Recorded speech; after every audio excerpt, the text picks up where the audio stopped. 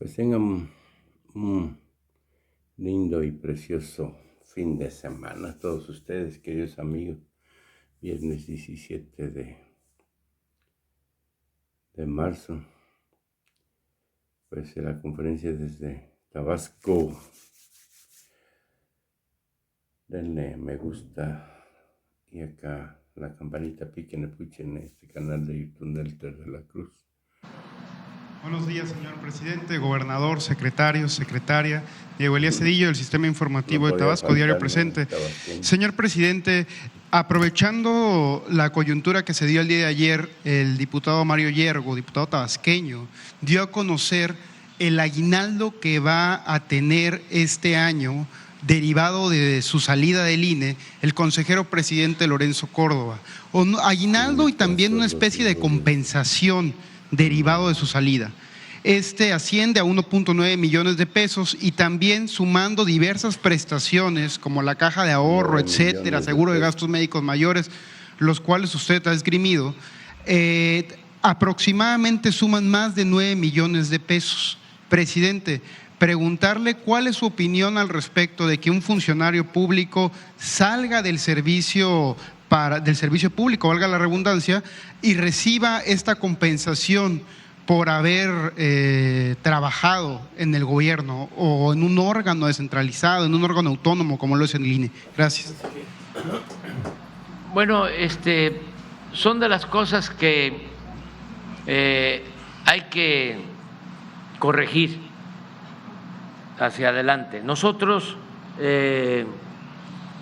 lo intentamos, incluso ya todos esos salarios elevadísimos, las prestaciones de altos funcionarios que son onerosas y además que ofenden a la mayoría de los mexicanos, ya no se presentan en el Poder Ejecutivo, porque tomamos la decisión de reducir los sueldos, de quitar todas esas prestaciones, esos privilegios. Sin embargo, en el Poder Judicial y en estos organismos supuestamente autónomos se siguieron manteniendo los sueldos elevados, altos, y estas prestaciones, porque ellos se ampararon y consiguieron que los amparara el Poder Judicial, porque también el Poder Judicial, jueces, magistrados, ministros, no respetan la Constitución, el artículo 127, que establece que ningún funcionario puede ganar más que lo que percibe el presidente de la República. Entonces, ellos mismos se ampararon o le dieron la vuelta creando fideicomisos y al final pues mantuvieron estos privilegios. ¿Qué significa este dinero que se va a llevar el presidente del INE? Significa que tienen una caja de ahorro especial. Eso existía en el gobierno. Si alguien ganaba, lo he explicado en otras ocasiones, pero es importante que se sepa, si alguien ganaba 300,000 pesos mensuales, podía dejar de ahorro 30,000 y el gobierno del presupuesto, que es dinero del pueblo, le aportaba otros 30,000, de modo que al mes ya ahorraba 60. Cuando se retiran, como es este caso, se llevan todo lo ahorrado, que son millones de pesos.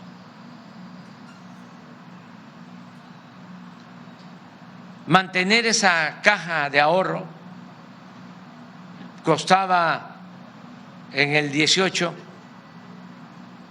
6,000 millones de pesos al año del presupuesto,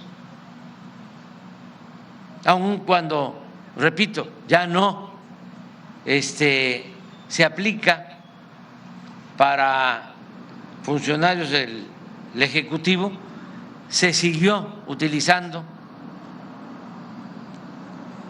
ese recurso en el Poder Judicial y en institutos o instituciones autónomas como el INE. Entonces, por eso los liquidan de esa manera, con muchísimo dinero. Ellos pueden decir que es legal, sí, puede ser que sea legal, aún con las triquiñuelas del amparo o de cualquier otra estrategia, pero sin duda es inmoral. Puede ser legal, pero es completamente inmoral. Pero esos son estos conservadores. Por eso se oponen a los cambios, a la transformación. Y lo peor de todo es que engañan a mucha gente con la consigna de que el INE no se toca, porque es como si se agraviara a la democracia, cuando no tiene nada que ver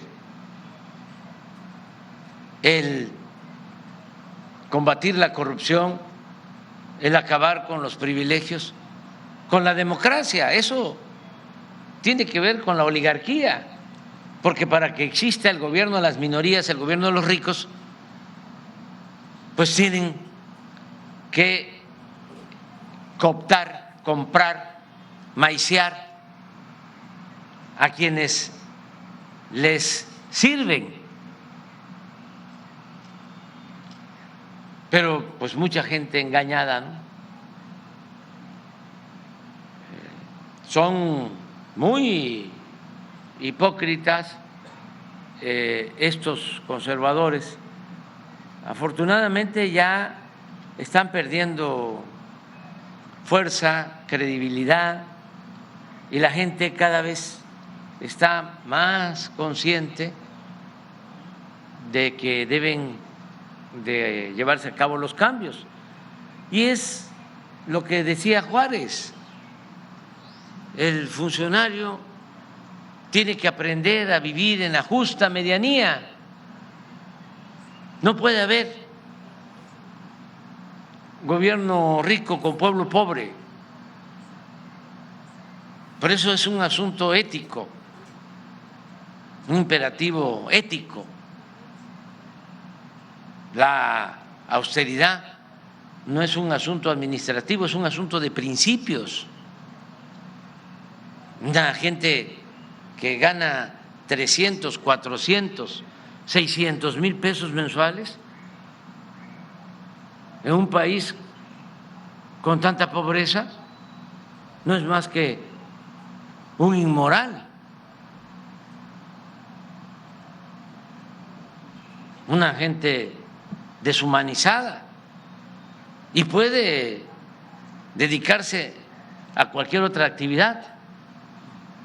Es legal, es legítimo que se obtengan utilidades y se acumule dinero, pero no en el servicio público.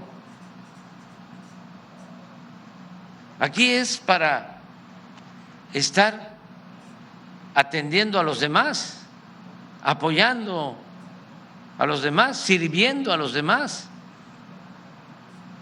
Es servir, no servirse. Si quieren hacer dinero,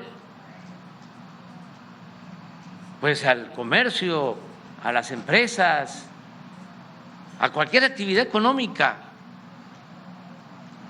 pero no medrar, no abusar de los cargos públicos. El presupuesto es para la gente, es para el pueblo.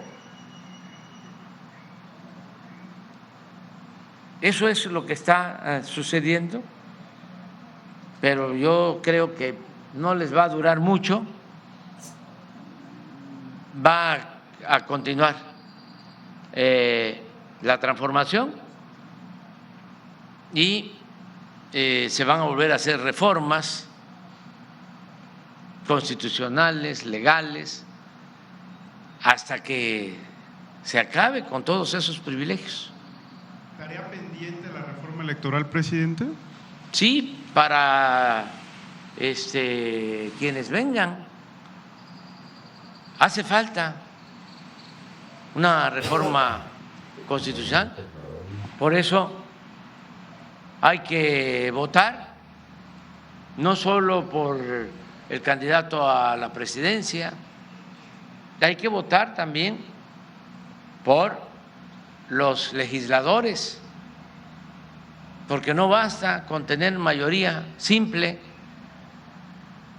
hace falta tener mayoría calificada para reformar la Constitución. Entonces sí, se pueden llevar a cabo todas las reformas que aún faltan. Ya avanzamos,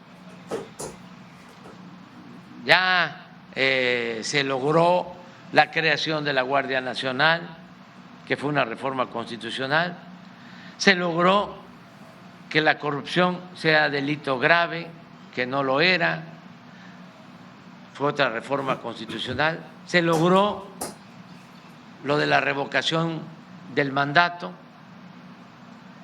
en el caso del presidente de la República, ya cada 3 años se puede tener una consulta y se le va a preguntar a la gente si quieren que continúe el presidente o que renuncie.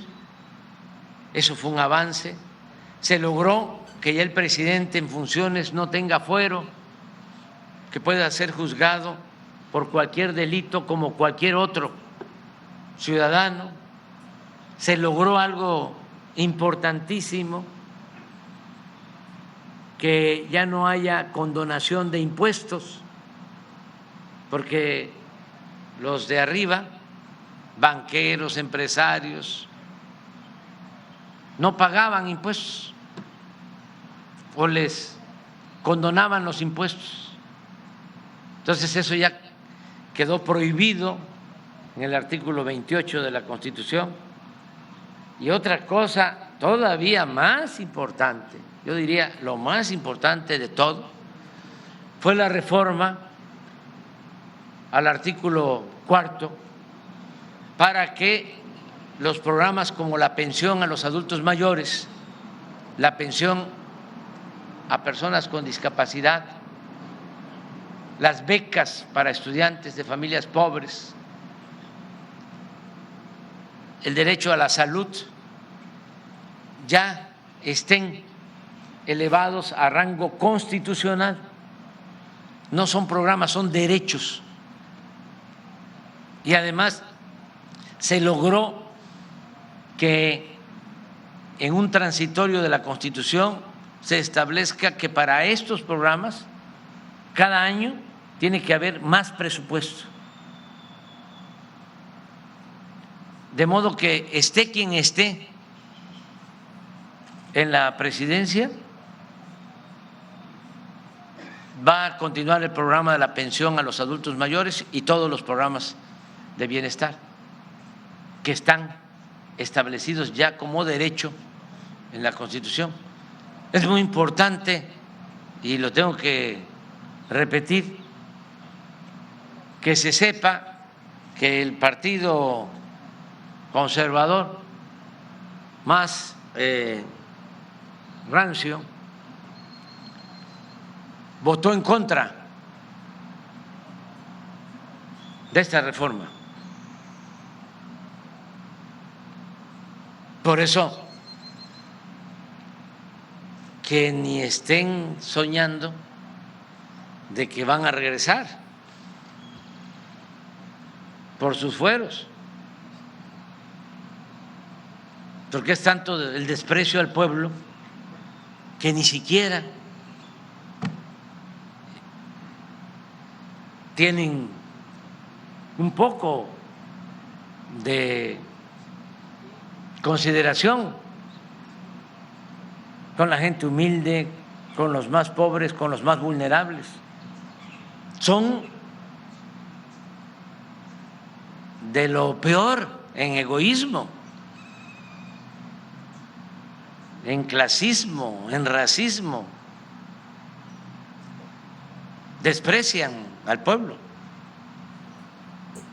Por eso no tienen futuro. Hace unos días se destapó otro de los candidatos del bloque conservador, uno de Coparmex, Gustavo de Hoyos, sí, que tiene esas características. Ese desprecia al pueblo, a los pobres. Nada más, imagínense su pensamiento monárquico, no republicano, que me fue a acusar con el rey de España. Como decía nuestro paisano Chicoché, uy, qué miedo, miren cómo estoy temblando. Pero es otro. Ya vamos a repasar aquí la lista porque está creciendo. La gobernadora de Chihuahua y otros. Ayer yo me camuqué y al presentar al gobernador de Yucatán, a Mauricio Vila, dije, presidente. Les dije, pues ya destapé a otro. Ya está de moda el destape. Pero en fin. Gracias, presidente. Quiero aprovechar que estamos ahorita en Tabasco, en el Edén del país, para destacar que en 2018, presidente, se rompió un techo de cristal para todas y todos los ciudadanos del sureste mexicano. Del sureste entendiéndolo desde Tabasco, Chiapas, Campeche, Quintana Roo.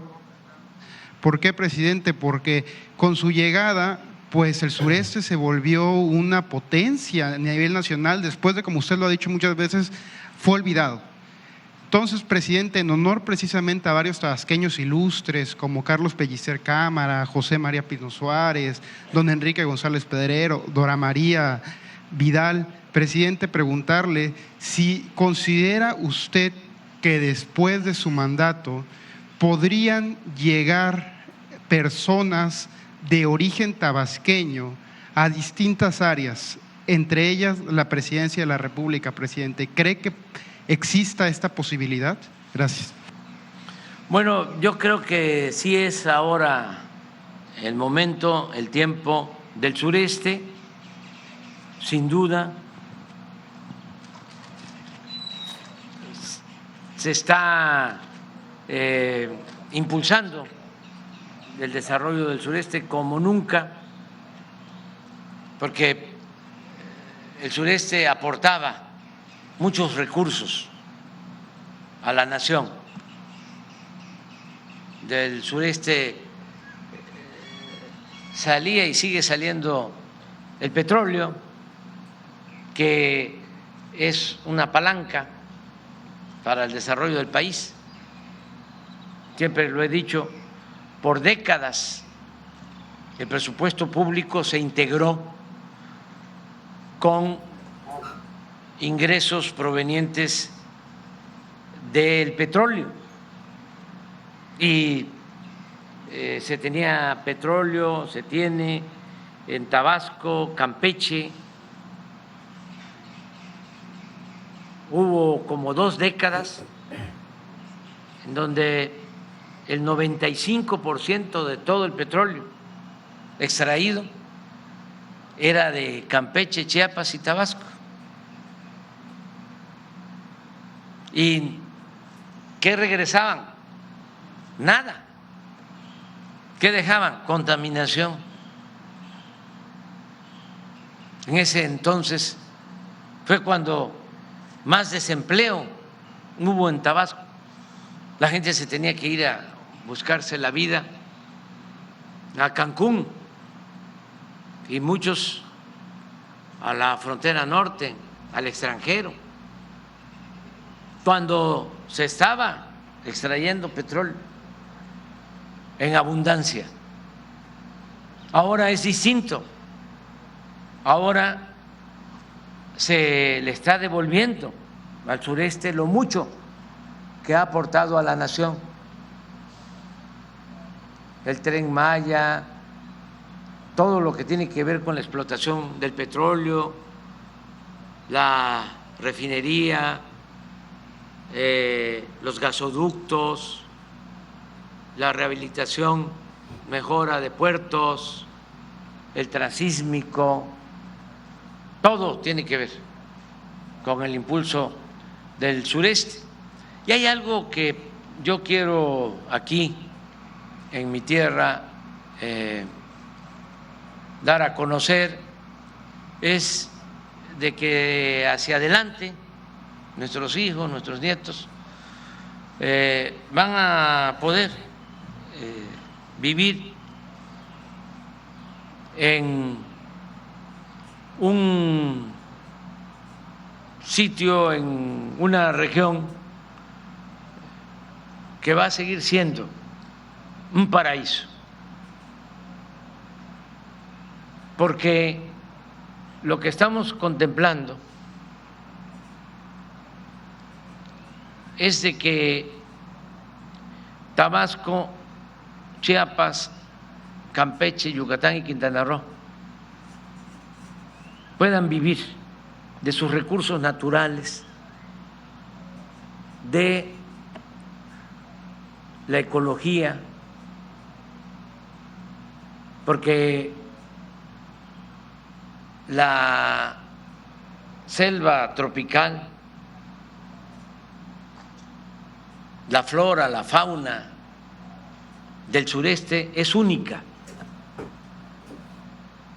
Estamos hablando de la segunda reserva natural más importante del mundo después del Amazonas. Pero además es la zona, la región de México, donde florecieron las grandes culturas, las grandes civilizaciones, donde floreció la cultura madre, la cultura olmeca y posteriormente la gran cultura maya. Entonces, estamos rescatando todo ese pasado cultural, artístico, y por eso el Tren Maya, porque va a significar que visiten Tabasco, que visiten Chiapas, que visiten Campeche, Yucatán, Quintana Roo, millones de turistas. Lo que estamos pensando es en la sustitución de las actividades económicas, la reconversión, el pasar de la extracción del petróleo a actividades como el turismo ecológico y cultural. Hay países en Europa que viven del turismo, que es su principal ingreso. Si logramos que los 30 millones de turistas que llegan a Cancún se internen hasta Tabasco, eso significa una derrama económica, es crecimiento, es bienestar. Yo lo veo de esa manera. Tenemos algo también excepcional, la naturaleza, el creador, así como nos dio el petróleo, nos dio el agua.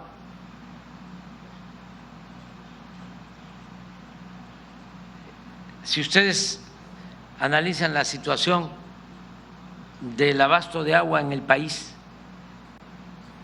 van a encontrarse de que ya en el centro, sobre todo en el norte, ya no hay aguas subterráneas, superficiales, hay lo que se llama estrés hídrico.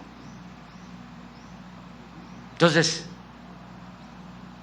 ya no se puede seguir creciendo. En lo económico hay que cuidar los acuíferos que aún quedan en el norte, pero ya no se puede pensar que va a seguir creciendo el centro, el Bajío, el norte, porque no hay agua suficiente. Y en el sureste se cuenta con el 70% del agua del país. Ese es un recurso extraordinario, excepcional del sureste y de Tabasco. Entonces, como decía el maestro Pellicer, en Tabasco hay agua como cielo. Que tenemos que cuidar es que no se salga de cauce, que no haya inundaciones, pero por eso estamos desasolvando los ríos y haciendo bordos, y hay que estar pendiente de que no se padezca de huracanes y que si se tienen que dar estos fenómenos naturales, pues que se proteja a la población. Pero estoy viendo así, antes se decía, cuando se firmó el primer tratado comercial con Estados Unidos, una vez fui a Washington y un funcionario me dijo, viendo un mapa: ¿no tienes un mapa de América del Norte?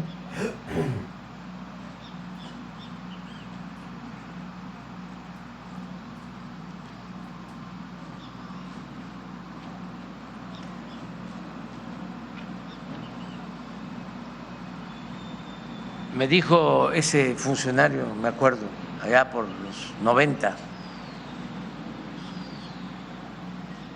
que lo del tratado consistía en que México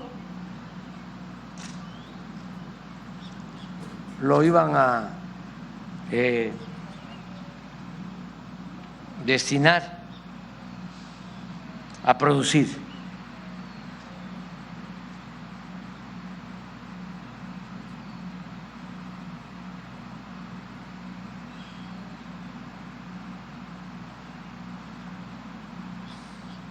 Estados Unidos para consumir.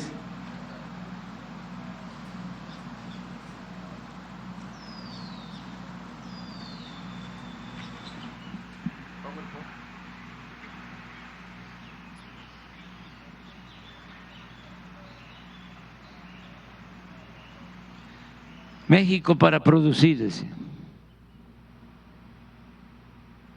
Estados Unidos para consumir y Canadá para descansar.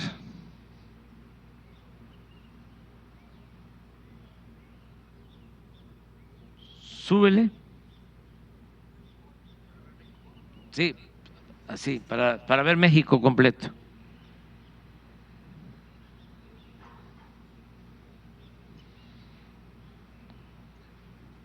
El sureste para disfrutar, el resto para producir, consumir y Canadá, con todo respeto, para esquiar.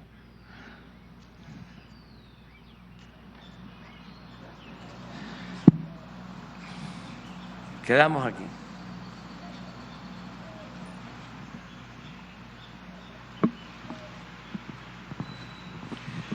Buenos días, presidente. Hans Salazar, de Noticiero en Redes. Buenos días a todas y a todos. Bueno, pues preguntarle, presidente, desafortunadamente…